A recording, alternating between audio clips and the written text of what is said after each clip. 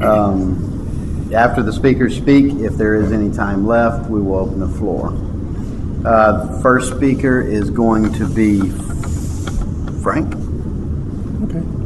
Okay, cool. I'm an named Frank. I thought it was pretty interesting when I said I'll volunteer, I'll do a workshop. It doesn't matter to me. I'll do anything. They said, okay, we want you to do traditions and concepts, and I went, oh, great, thanks. But that's for all the service junkies. But I'm a service junkie myself. I got clean back in the mid '80s, and I got involved in service early on. I became a GSR in my home group, and I relapsed and I went back to my home group, and I said, I need to give up my service position. No, we want to keep doing it because nobody else would do it.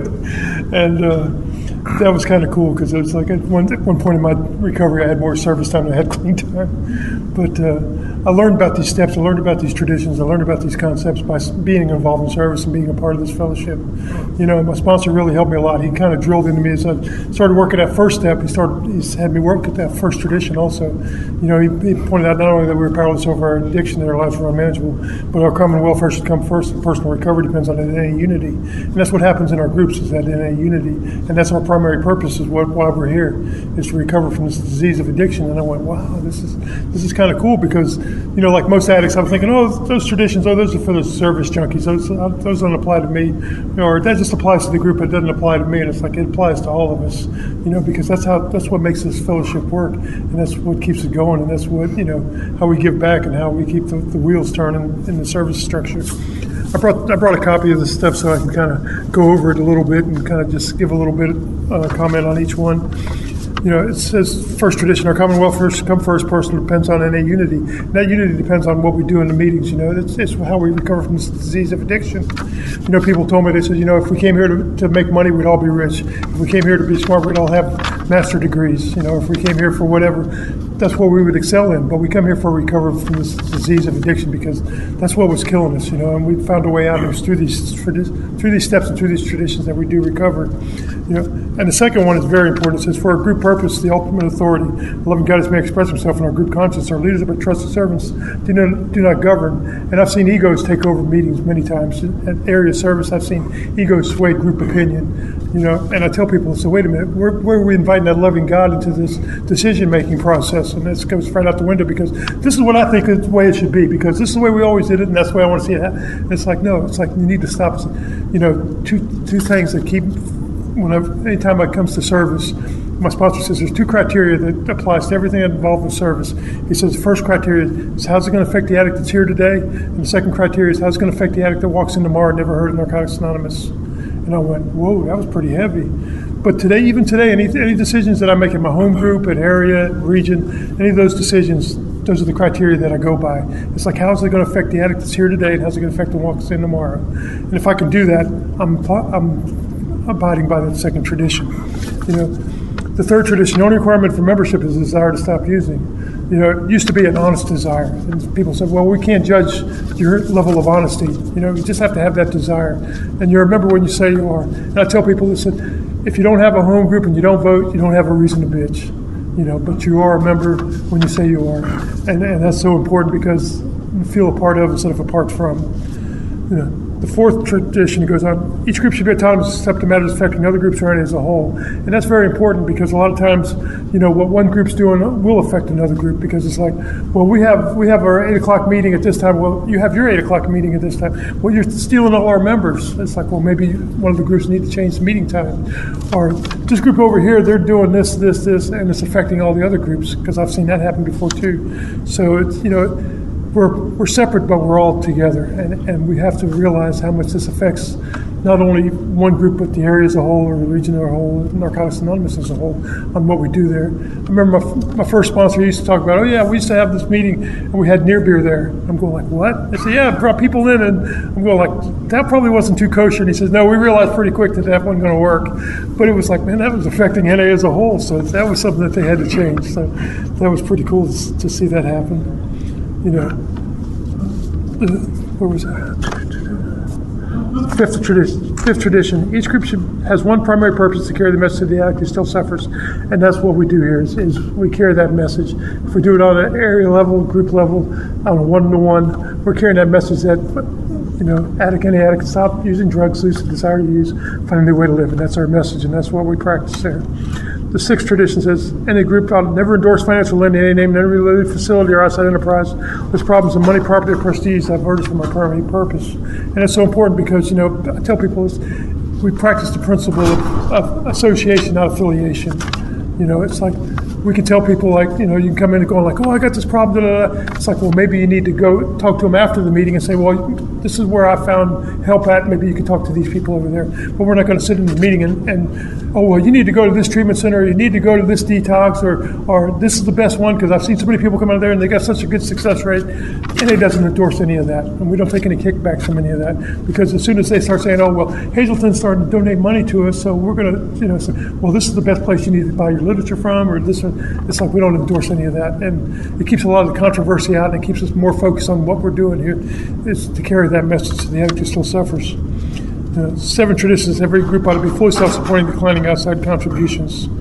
And that is so important because we're fully supporting our own contributions. Because if we had outside groups supporting us, if we're going like, oh, well, this church, is giving us meeting space and they're paying for our coffee and they're paying, we're going to be, oh, yeah, well, we owe this church because, now we're going to have to say, yeah, we're going to endorse this religion and this way of life. So, when we talk about God, as we understand them, you'll find them at this church because they're helping us keep this meeting open. It's like, no, we don't do that. It keeps us separate. It keeps us free. And that's why, we do it through our own contributions.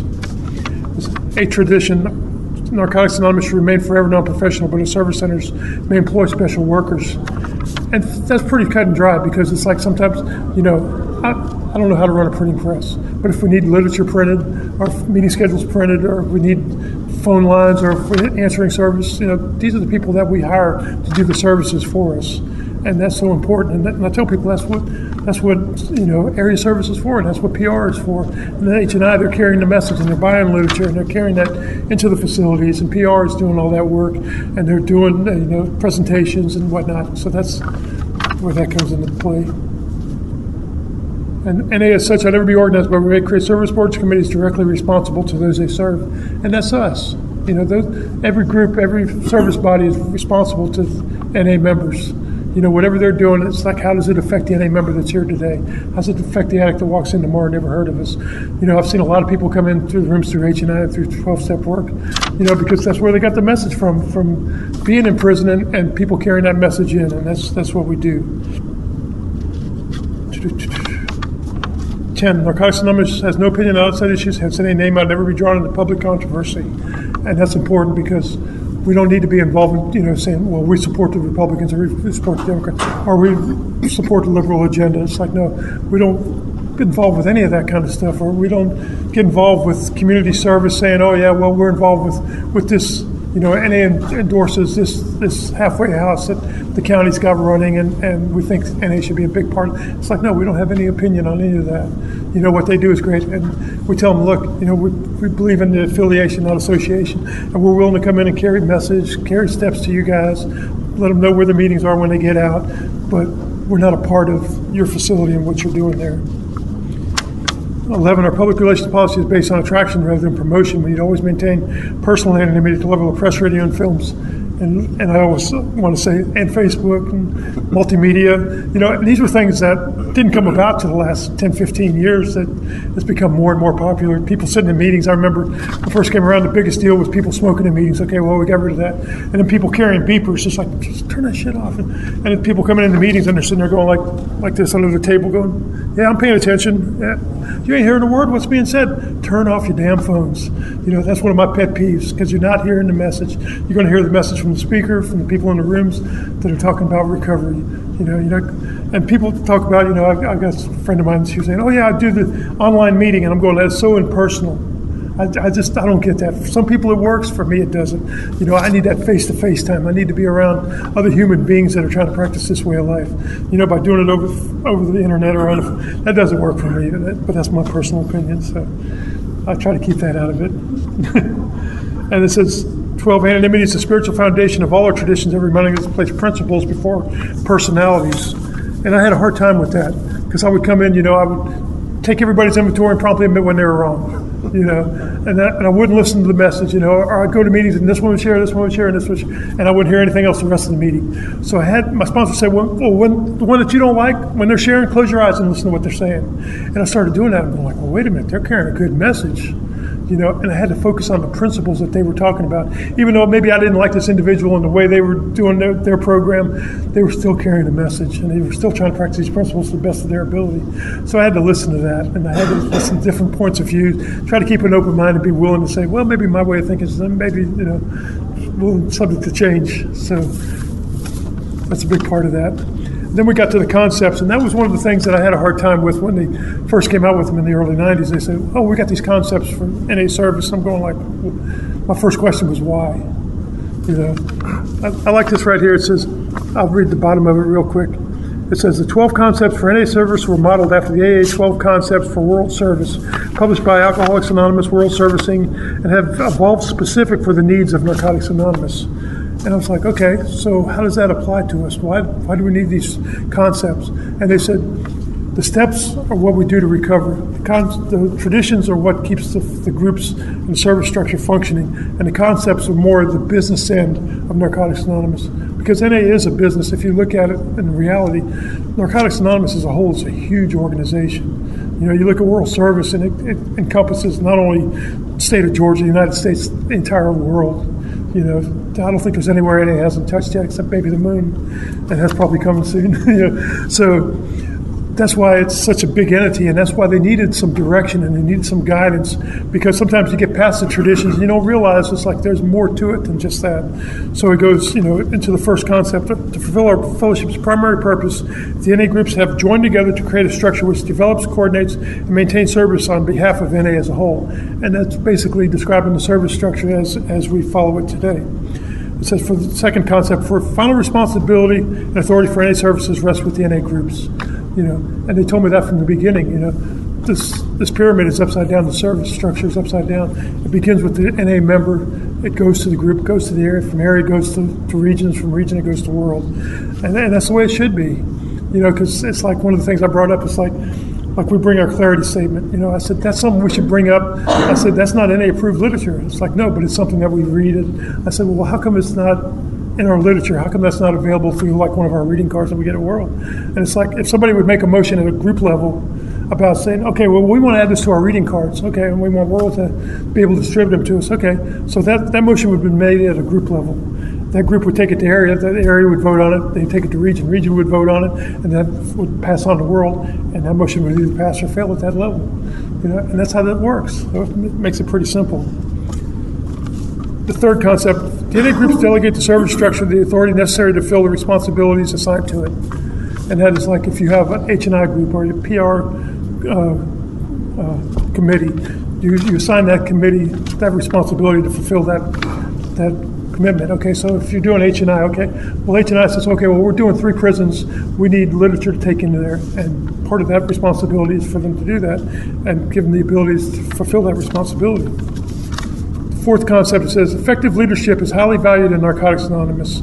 Leadership qualities should be carefully considered when selecting trusted servants. And that's very important because, we were talking before the meeting and we were talking about area treasurer, regional treasurer. I said, that's something I'm not good at. I'm good with my finances, somebody else's, I'm not good at. I've tried being group treasurer. I'm not good at that. I screwed that all up too. Leadership ability is very important. If somebody is good in that kind of position, put them in that position. For me, that's not my cup of tea, and that's not a position that I want to be in. So whenever we're selecting individuals, a lot of times it's the ego's getting away and the personality is going like, oh yeah, but I really like this, and he's great. He's got a great program. So we're going to make him chair, and it's like he has no clue what he's doing. Or we're going to make him treasurer. He has no idea how to be treasurer, And we ask him, have you ever stolen any money? Yeah. You ever been bankrupt? Yeah. Oh, well, we're going to make you treasurer then. It's like, that's probably not a good idea. The fifth tradition, or fifth concept says, each responsibility assigned to service structure, a single point of decision and accountability should be clearly defined. And that is like, if you are H&I chair, if you're PR chair, if you're our regional delegate, whatever position you're holding, that's the position that, be clearly defined on what your duties are in that position. The sixth concept, group conscience is a spiritual means by which we invite a loving influence in our decisions. And that goes back to the second tradition also, that we're always, whatever we're doing here, this is a spiritual program. It's not a religious program. And we need to invite that loving God into our decision-making process. And a lot of times we miss that because of our egos and our thinking that I know what's best for the group. It's like as soon as we think we know what's best, I need to keep my mouth shut. So The seventh concept, all members of a service body bear substantial responsibility for that body's decision and should be allowed to fully participate in its decision-making process. And that's like saying, okay, well, if I'm chairing, say PR, because I'm the PR chair and this is what we're going to do and this is how we're going to do it. It's like, okay, well, I got 5 other people on my committee and they're going like, well, we don't agree with that. We want to do it this way. Yeah, that. It's like, well, no, because I'm chair, I'm the one that has to be responsible, so we're going to do it this way. No, you have to have that conscience from the whole committee on this decision-making process. 8, our service structure depends on the integrity and effectiveness of our communications. And that's very important because a lot of times that gets lost in the process. It's like by the time it gets around 4 or 5 times, they told me there's 3 forms of communication in Narcotics Anonymous: telephone, telegraph, and telemaddict. And it gets lost. That communication gets screwed up along the way. And it's very important that we have those open lines of communication. That's each subcommittee knows what the other subcommittee is doing. Left hand needs to know what the right hand is doing. All elements of our service, number 9, all elements of our service structure have the responsibility to carefully consider all viewpoints in the decision-making process. And that's very important. And that's why I say, even though I might say, well, this is the way we're going to do it, and we're going to do this PR presentation. Okay, well, how come we don't do it this way? Well, because that, and listen to the opposing point of view. Somebody might have a better idea than I do, so it's important that we listen to everybody what they have to say. So, number 10, any member of a service body can petition that body for redress of a personal grievance without fear of reprisal. I've seen people come to area service and get shot down, shot full of holes because I want to come and complain because they're doing it all wrong, and I think you should be doing it this way. And they're saying, but character assassination, happens all the time. And it's like, with that concept, we don't have to worry about that. We can come and say, well, I've got this complaint, or I think the region's not doing this right, or area's not doing this right, or I think, we should do it this way or that way, or I think, regional service should rotate instead of being just in one area every quarter. It's like you're allowed to do that without being shot full of holes. Number 11, any funds are to be used to further our primary purpose and must be managed responsibly. Anybody that's been involved in service, they've seen NA money get, misappropriated more than once. I've seen it many times. Treasurer runs off with the money, or we give so much money to the subcommittee for their function and going like, okay, well, we just gave you $300. Where'd the money go? Oh, we're spending it on da-da-da. Where's your receipts? Oh, I don't have any receipts, but I spent it on this. You don't know what happened to that money. NA money gets misappropriated a lot of times, and that's why it's so important. And I tell people, when we're dealing with Narcotics Anonymous money, that's not our money, it's the fellowship's money, and we have to be responsible with that. And number 12, in keeping with our spiritual nature of Narcotics Anonymous, our structure should always be one of service, never of government. And that's so important because, we get the opportunity to be a part of this. It's like, I'm very fortunate that I have the honor of being the Georgia facilitator at this time. And that's something I don't take lightly because it's like, wow, I get the honor to do this. And it's a facilitator. I'm not the chair. I'm not the CEO of NA. I'm not the president. It's like it's more of a position of, of service instead of being a part of government. And I think that's so important that we can do that we can be a part of this fellowship and give back what was so freely given. And that's what I try to do. Anything that I do with service, I give back because that's the way I was taught. And those are the reasons why I try to practice these principles, try to practice these concepts, I try to practice these steps in all of my affairs. Do I do it right all the time? No. Do I screw up sometimes? Yeah, a lot. But my sponsor said I'm allowed to make 10 mistakes a day, and I'm like, yeah, I can do that pretty easy, usually before noon. But it's like he told me I was growing when I started making new mistakes. And, through this process of being involved in service, I learned about the traditions by stepping on a lot of toes and breaking those traditions. I remember going to area service and grabbing the guy after area service. We're going to go on the parking lot. We're just going to settle this like men because you're full of shit and I'm just going to kick your ass. And that's what we did. That's it. It's like, no, you can't do that. You can't do that. So, I've learned to be a little more open-minded. I've learned to be a little more humble. I've learned to listen to other people's points of view. I've learned that giving back to this fellowship is so important. And if I can follow these guidelines, things go real smooth. And that's why I'm very grateful that we have these. I'm glad this room is full today. This is awesome. I was thinking, we were joking before the meeting going like, yeah, there'd probably be 5 of us in here and 3 of us on the panel. But it's very cool that everybody showed up and wanted to learn a little bit about service. And I forget that because I've been involved in service since I got here. I've been in Narcotics Anonymous 28 years now. And I was sharing before the meeting that I was at a meeting out after a meeting in Statesboro, and we're all hanging out and we're talking about service. And this kid had all these questions about service, and it dawned on me, it's like there's so many people that have come to the Narcotics Anonymous that don't know. I take for granted that everybody should know this stuff already. They've already been here for a little while. They should have learned this stuff from their sponsors. And I realize that there's people that just don't know, and we have to be willing to pass that information on. Because if we don't pass that information on, we get misinformation from misinformed people, and there's a lot of that out there. And that's why I tell people, stick with the winners. And the winners for me were always somebody that was involved in service. And those people that are involved in service are more than likely going to give me a straight answer. They're not going to bullshit me or beat me around the bush. They're going to say, "This is how we do it. This is why we do it." And those are the things that keep me coming back, and I'm glad to be here. I'm going to go ahead and pass it off. Thanks for sharing. Thanks, Frank. And our next speaker is going to be Jimmy N. Thank you. My name is Jimmy. I'm an addict. Hey, Jimmy. Thanks for sharing, Frank. We're talking about a lot of stuff, our experiences, before the meeting about things, and I am good to see more people here than usual. I've done this once or twice before. I have to say, I've been clean for 30 years, and so he and I kind of come from the same generation. And the first thing I tell people about traditions, if somebody like me tells you, this is how we did it when I came in the program, don't listen to anything that we say, because we didn't really know what we were doing back in the day, and we were not good about practicing the traditions. And I have learned more about it in the last 5 or 10 years than I did the first 20 years. And, traditions to me when I came in were weapons. The only time I ever heard it mentioned is somebody took a bat out and beat someone over the head. And I actually thought there was a violation. You would actually get something in the mail and have to go to court over it. And we would be so intolerant. You could talk about stabbing your roommates and everybody wouldn't blink an eye. If you mentioned sober, they would drag you out of the meeting and beat you in the parking lot. And so today I have a different concept of traditions, and I practice them, and this is my homework assignment I did for my sponsor, on the traditions not too many years ago, and I do the same thing with people I sponsor. So I want them, when they get into service, to understand these. This is, as he mentioned, this is for everybody, and they're not weapons. I would say something might go against their traditions, but I don't use the term violation, because it sounds really negative. And I want to read, this is the section before the traditions, and it works how and why. And I think it's really important because it sets the stage for what these are about. The traditions, a portion of it works how and why, serves as a resource for NA groups and the individual member.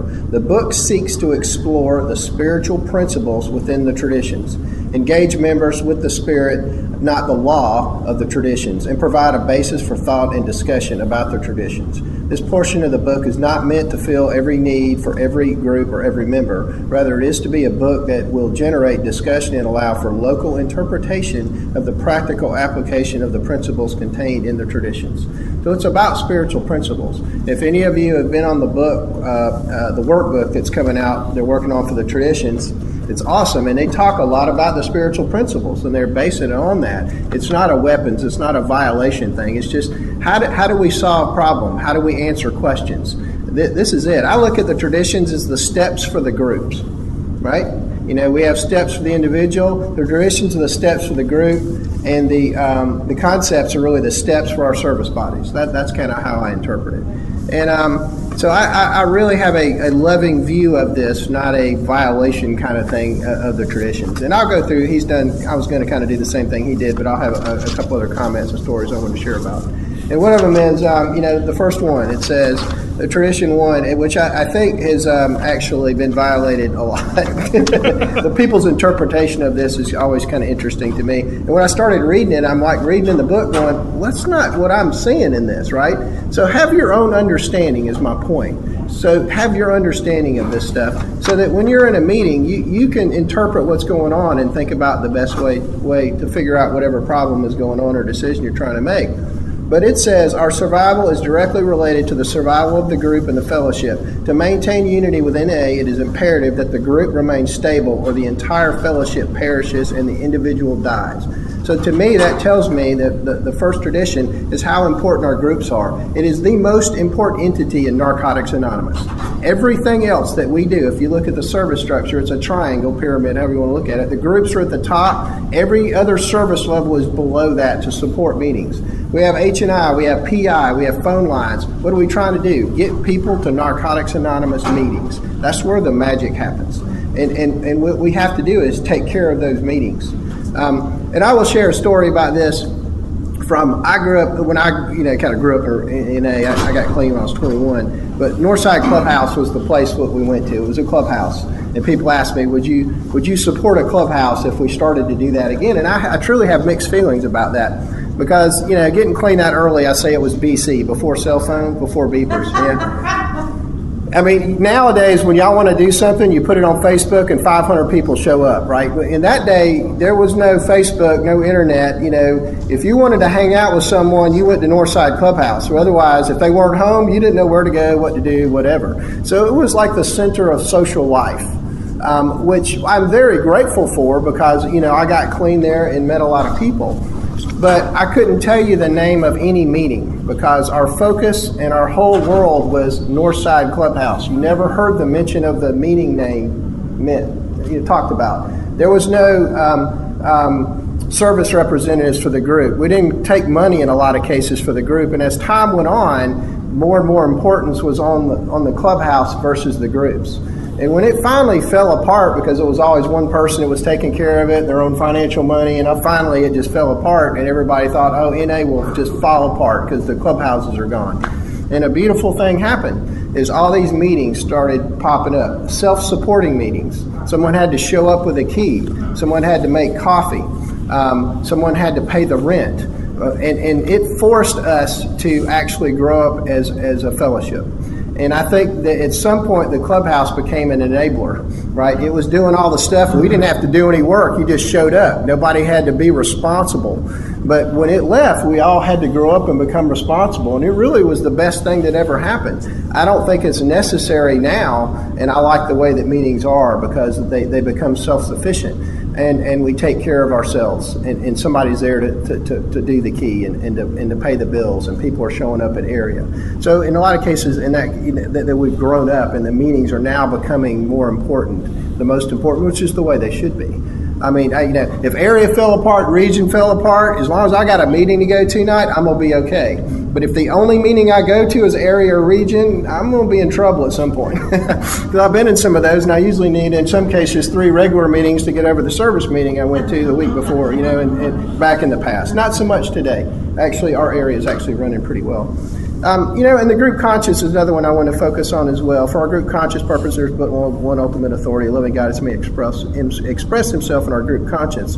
Our leaders are trusted servants. They do not govern. I like this, and I'm going to apply this to area as well. As we just switched to using consensus-based decision-making versus Robert's Rules of Order. And just to give you a little background, in Robert's Rules of Order, 2 pros, 2 cons. What typically happens in meetings and in area in that kind of world is there's 2 strong personalities over here, 2 strong personalities over here, and that's all you ever hear from. So the decisions are made from these 4 people.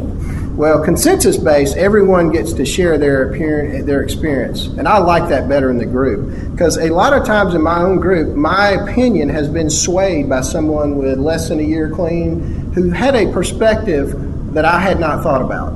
And I want to hear from everyone. And when we limit how many people get to share, we're limiting what kind of decisions we make. And I like to hear what the group has to say. And when everybody is putting input and we're bringing God into it, we tend to make better decisions. But if it's like me personally, when it's self-will and I want what I want, I tend to make poor decisions. And groups tend to do the same thing.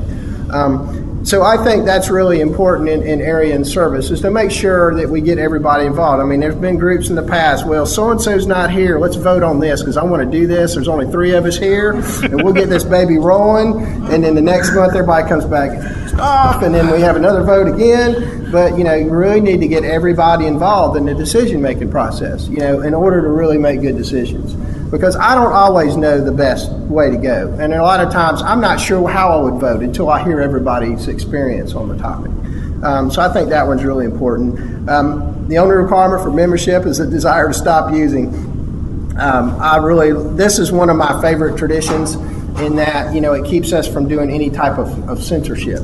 Another story, when I first got clean, there weren't a lot of NA meetings. I did a lot of AA meetings as well. And I had good experiences. I had a lot of good people there, and there were some good meetings that I liked. But, of course, they didn't like addicts showing up, talking about drugs in meetings. So they put up signs, clarity statement. They started yelling out in a meeting if you said an inappropriate word. And it got to the point where it ran me out of that fellowship completely. And then I come to this fellowship and we put up signs and we start yelling out in meetings, and it got the same way. And I've seen that attitude run more people off than it saves. And I promise you, if we all wrote down a criteria of what we thought was okay in a meeting, I don't like your profanity, I don't like you talking about drugs, I don't like you mentioning religion or whatever, by the time we created all the rules, none of us would qualify. None of us would qualify. So that I may not like someone, I may not think they're clean, they have a right to be there because they walked in the door. And regardless of what comes out of their mouth, of what I think about them, everyone has a right to the seat. And that's really important. And this really, to me, prevents any type of censorship in the fellowship. And sometimes I want to do it. I swear to God I do. But, I understand the tradition and I practice that. The other part I want to mention is about the groups. Every group should be autonomous except in matters affecting other groups or NA as a whole. And really this has a lot to do with, I just got through chairing the North Atlanta area. And how do we solve problems in Narcotics Anonymous when something comes up?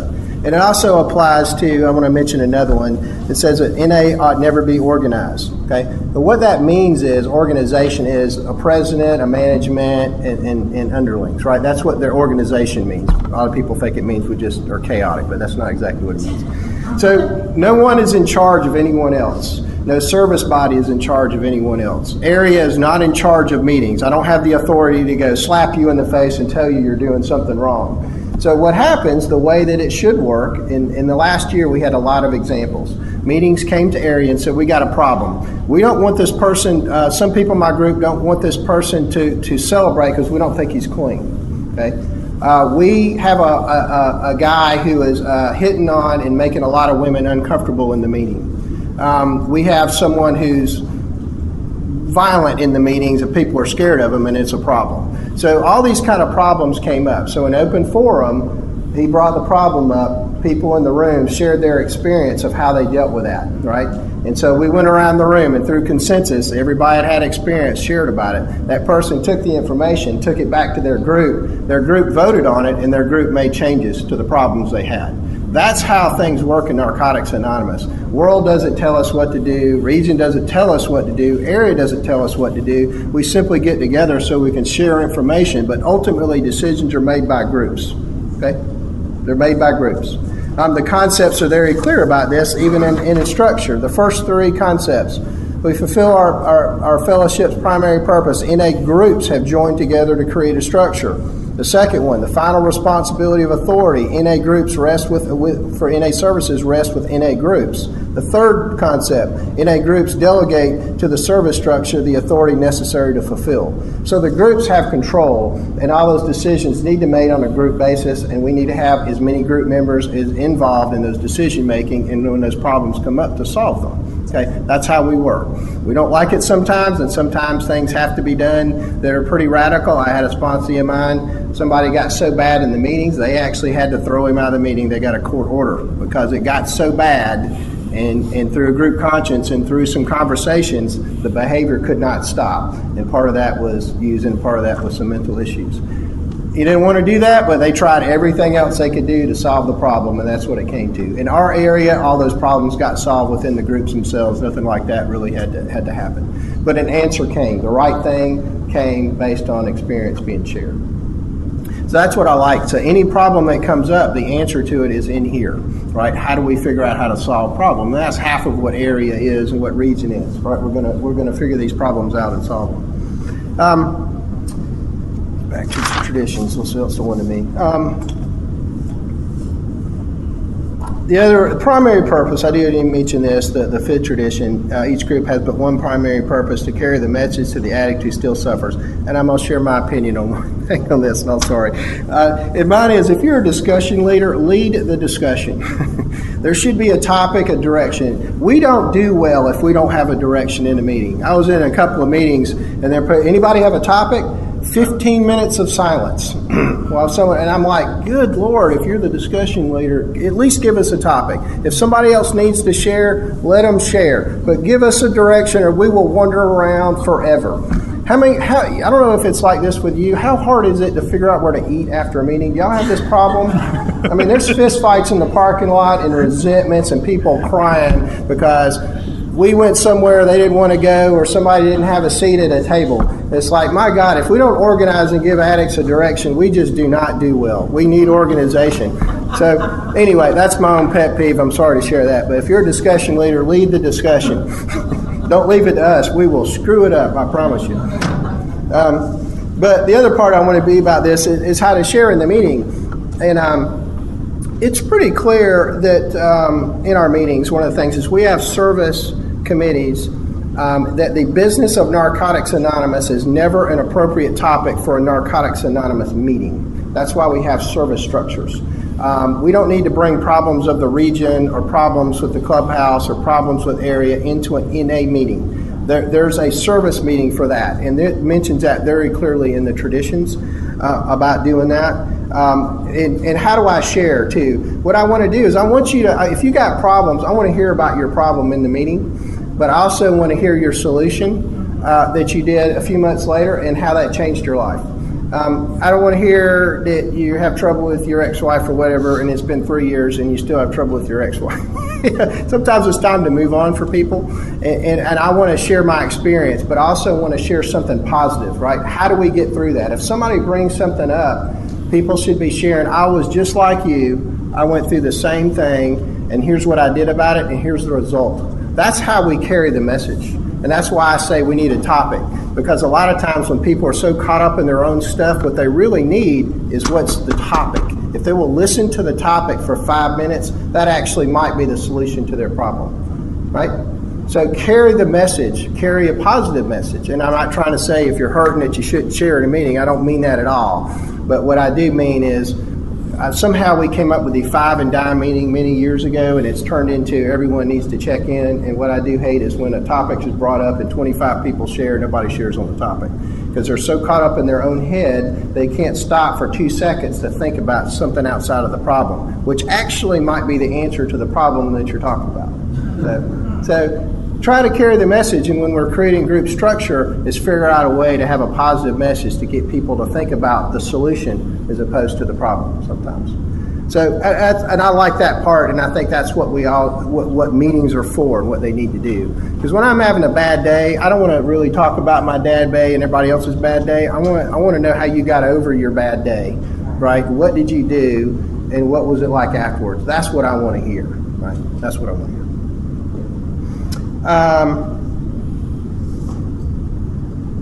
The other thing I'll mention about traditions before I move on is just about, the outside world. And it's difficult in the anonymity part of it we really have to be careful of how we share. And there's several traditions that really touch on what I want to say is, if I'm out in public, number one, if I'm wearing a badge, if I'm wearing an NA t-shirt, I have to be more careful of my behavior than normal, okay? Because I have a friend of ours in the program, and she was a waitress, and she didn't come to NA for many years because the behavior of the NA group that ate there was so bad, she wanted no part of it. No part of it. I have a friend of mine, and she will not put an NA sticker on her car because she says, the way I drive, I don't want anybody knowing that I'm in Narcotics Anonymous. It cracks me up. But it's true, I've seen her drive. And when I'm out to talk to someone outside of the program, I have to be careful about my opinion. PI discusses this in great detail. I need to share my experience. If you're not in recovery, I don't need to share my opinion about treatment centers, drugs, and all this stuff. I need to share my experience. Well, I went in NA, this is what I did, this was my experience, this is the result of it. Because I have to be careful how other people are going to interpret this. And if I'm at a restaurant and I don't care that I'm in A, but I can implement the person sitting next to me by yelling out, hey, I'm at the meeting or whatever, and that might not be okay with them. We have a friend of ours who got a call from someone at work one day, looked up a meeting at work for someone else, got fired from her job. And you can argue whether it's right or wrong, but some people have a very negative opinion of drug addicts. I mean, it's kind of socially acceptable to be an alcoholic, but a drug addict is a little different level in a lot of people's eyes.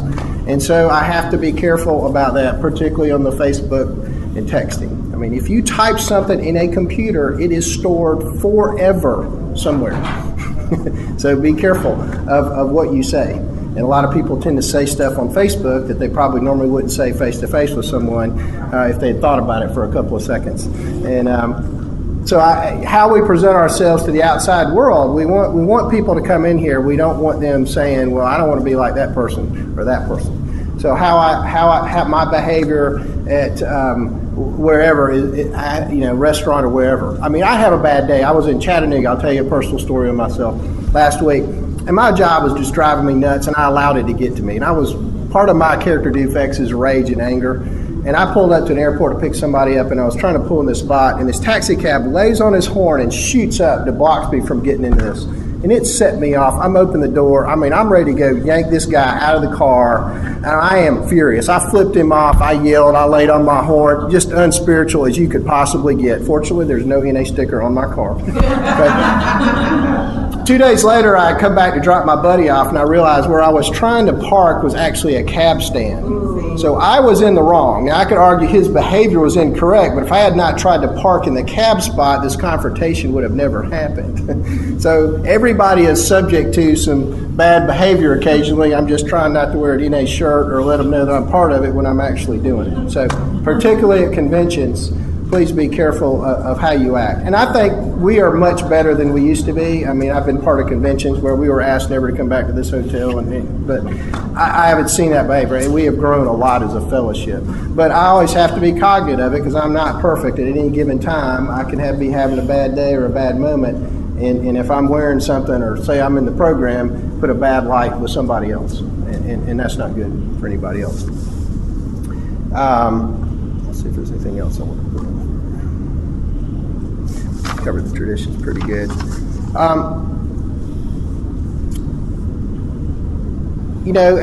Frank did a pretty good job of covering over the concepts, but these are really kind of the rules. So I've been in the area the last couple of years. I've really seen how this works and kind of understand a little bit more about it and the practicality of it. But this is really the steps for their service structure. And I already talked a little bit about the responsibility of the groups, but the ones that I like the most in here, really the last one, is the 12th concept. In keeping with spiritual nature of Narcotics Anonymous, our structure should always be one of service and never of government. And I always take the point of, if anybody comes to area when I was chairing or in a service committee, I respect and honor you because you showed up. It's a nice sunny day. You could be somewhere else. You're not getting paid, and you showed up to come help out, right? You already have my respect and admiration for that, and I'm going to treat you that way. And people that are in service, we certainly need to do that and keep from chasing people away. Our area had a really bad reputation for many, many years because of some personalities and conflicts and just poor behavior.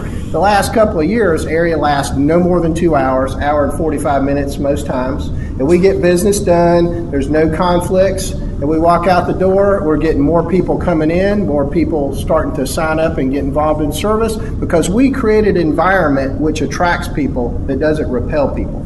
And that's our responsibility in service to create. I make cookies. They started cooking. So as a chairperson, I made cookies. You bring food, they will come. But I wanted to do that for people. And other people, one other lady there, she's an awesome baker. She brings cakes and all kinds of stuff. So we made an environment that's fun. We would take people and go meet at the Mad Italian and eat sandwiches beforehand. Awesome cheesecake. But I could get people in the car to go eat a sandwich and then drag them over to area for an area meeting. So lead them with food. So there's ways to address this. That we don't have to be abusive to people in service. I mean, they are volunteering for this, and we need to give them the respect. And when you see people working the convention, give them a hug. Trust me, they need it, particularly by tomorrow. It's a difficult task sometimes at what we put on people. This is a big thing to put on, and it's challenging. The other one I do want to mention is to be careful of is I like in this one, and I see the convention is one where we can violate this.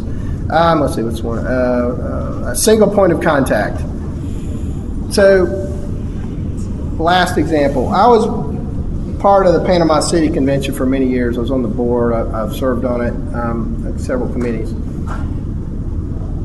And the service structure set up was challenging for a committee. So you had the area created the CPC committee. They voted on the CPC committee. There was a board of directors. There was a board of trustees. Okay, all four entities fighting over who is in control of what. So you got someone doing a job. We gave them a trusted servant to do a job, and there's four people yelling at them that they're not doing it the right way with four different opinions of how it should be done. If you create a trusted servant, let them do their job and let them report to one person. We just completely redid the policy at the area to go to consensus basis. It's a huge project. Groups voted to do it and make a couple other changes. We created a committee because it was so big and there were so many policy changes.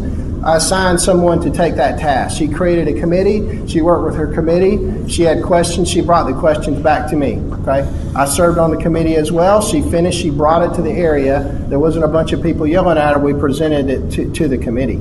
And I think a lot of times in the conventions, it's a challenge when you get more than one entity trying to govern one person. It makes it really difficult to do service, and it's really challenging for the individual, and it's not effective. Create a trusted servant, elect them, and that and the fact that they're responsible, they have the capabilities to do the job, then let them do their job and let them report to one trusted servant. Let's not have five people trying to tell them what to do with five different opinions. And I've been in the position, and it's no fun. And then that person will probably never serve on a service committee again when they get done, particularly with a convention where you're doing it for an entire year, and all kinds of traveling all over the state and everything else. So anyway, that's my only pet peeve on that. That's the other thing that I really wanted to bring up to this. Frank and I were talking before, and we thought what we do is if you want to share, you're welcome to, but since there's so much in here, if you have a specific question, we do a Q&A. Right, if you guys got questions or got some issue that's going on in your group or your area, just throw it out to us and we'll try to answer it. If not, I'm sure there's somebody else here that has some experience with it. So anyway, that's all I got. Thanks for letting me share.